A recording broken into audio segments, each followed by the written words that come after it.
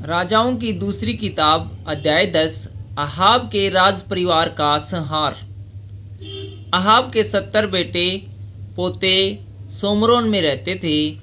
अतः येहू ने सोमरोन में उन पुरनियों के पास और जो येजरील के हाकिम थे और जो अबाह के लड़कों के पालने वाले थे उनके पास पत्र लिखकर भेजे, तुम्हारे स्वामी के बेटे पोते तो तुम्हारे पास रहते हैं और तुम्हारे पास रथ और घोड़े भी है और तुम्हारे एक गढ़ वाला नगर और हथियार भी है।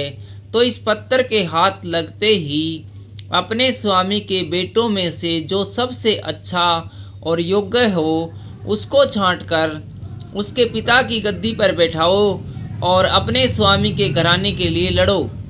परंतु वे बहुत डर गए और कहने लगे, उसके सामने 2 राजा भी ठहर न सकेंगे, फिर हम कहाँ ठहर सकेंगे।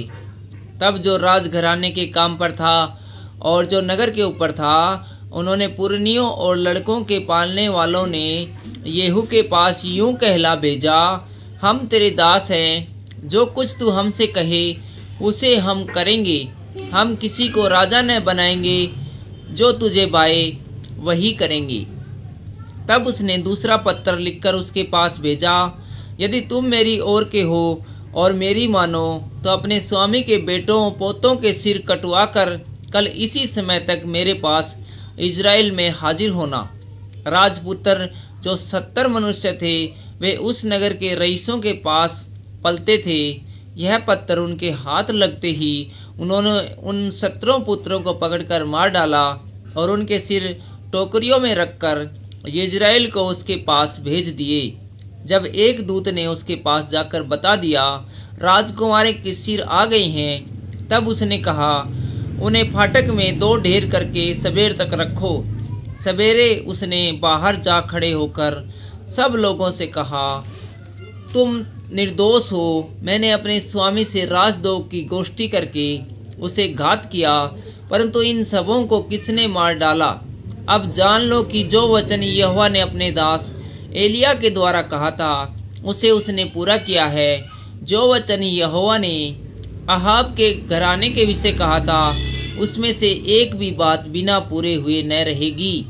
तब अहाब के घराने के जितने लोग यिज्राएल में रह गए उन सबों को और उसके जितने प्रधान पुरुष और मित्र और याजक थे उन सबों को येहू ने मार डाला, यहाँ तक कि उसने किसी को जीवित न छोड़ा। राजा अहजा के कुटुंबियों का वध। तब वह वहां से चलकर शोमरोन को गया और मार्ग में चरवाहों के उन कतरने के स्थान पर पहुंचा ही था कि यहूदा के राजा अहजा के बाहू भाई येहू से मिले।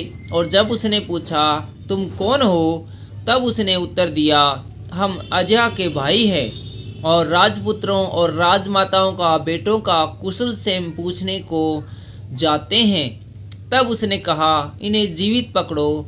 अतः उन्होंने उनको जो 42 पुरुष थे जीवित पकड़ा और ऊन कतरने के स्थान की बावली पर मार डाला। उसने उसमें से किसी को न छोड़ा। अहाब के अन्य कुटुंबियों का वध।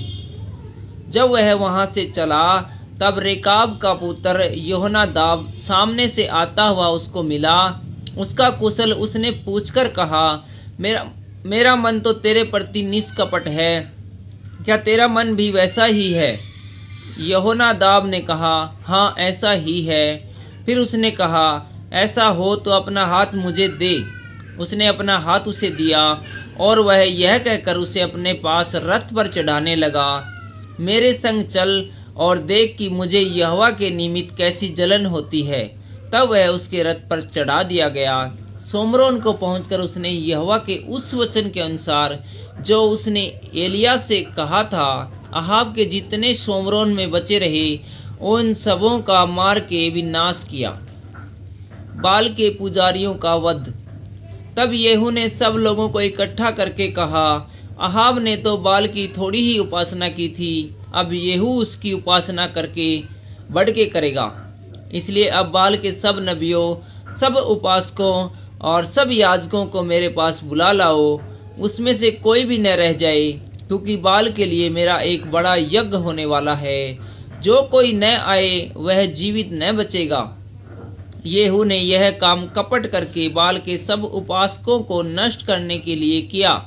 तब येहू ने कहा, बाल की एक पवित्र सभा का प्रचार करो। और लोगों ने प्रचार किया। येहू ने सारे इजराइल में दूत भेजे। तब बाल के सब उपासक आए, यहाँ तक कि कोई न रह गया जो न आया हो। वे बाल के भवन में इतने आए कि वह एक सिरे से दूसरे सिरे तक भर गया।